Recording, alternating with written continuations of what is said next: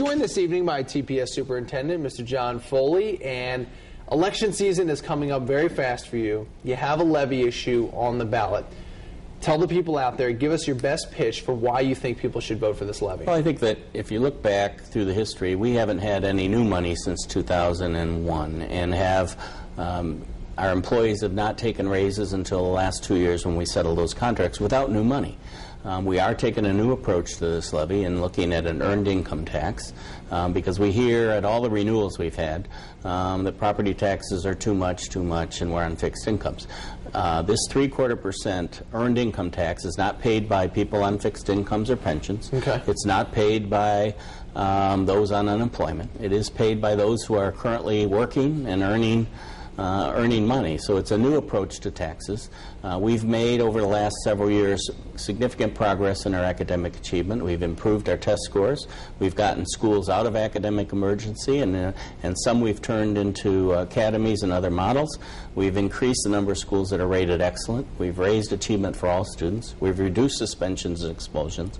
All of those things without any new revenue, working within our means. And so I think it's important that the community knows that the progress we've made has been done with a very fiscally responsive team, and that at this time we're facing additional cuts, but those cuts are going to be very significant and very deep if this levy doesn't pass. Right, I think it's $30 million if it doesn't pass, something like $17 million if it does pass. Yeah, somewhere in that area. $17.5 million if it does pass, and $30 million if it doesn't. Okay, the opponents will say it's the wrong tax at the wrong time. They say people can't afford it. It's going to hurt families and it's going to hurt budgets. What do you say to those people? Well, I think it's the right tax for tough times. We know that many people are on fixed incomes and haven't seen increases. We know people are unemployed. We know people are laid off, and they won't have to pay this tax. And it's about 60 cents a day for someone making $30,000. Okay. A small price to pay. It will be taxed on earned income only, and we think it's the right tax for tough times, knowing that this is not a good time to ask for more money, but it's also a time when we have to show as a community that we value education. There's probably no good time for a tax. I mean, I'm sure you know that going into this. Is it a tough sell to people when you're knocking on doors and you're going to houses and saying, listen, we need some more money? Well, we're explaining what's happening, and I know people are always able to talk to us, so they may not tell us how they're going to vote. Right. The Constitution of Ohio funding has been ruled unconstitutional by the Supreme Court 5 different times. Certainly, we in the school business shouldn't be in the business of having to raise taxes all the time to fund schools, but that's the cards we're dealt.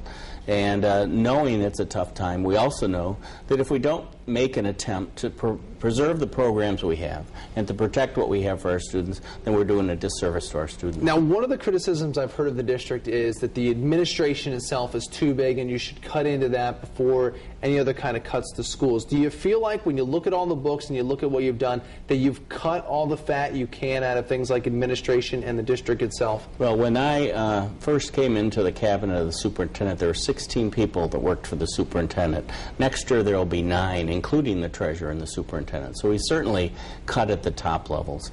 We need to administer programs. We have paperwork and red tape and all those things to go.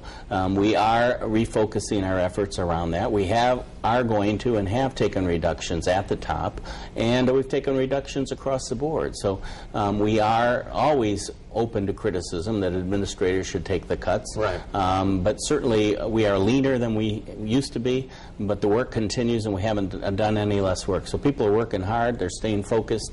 We understand that criticism, but we also have taken those reductions through the years and continue to look at that as a way to continue with additional reductions. Okay, TPS Superintendent John Foley, thank you very much for your time. Thank you. And that is your Talk Back.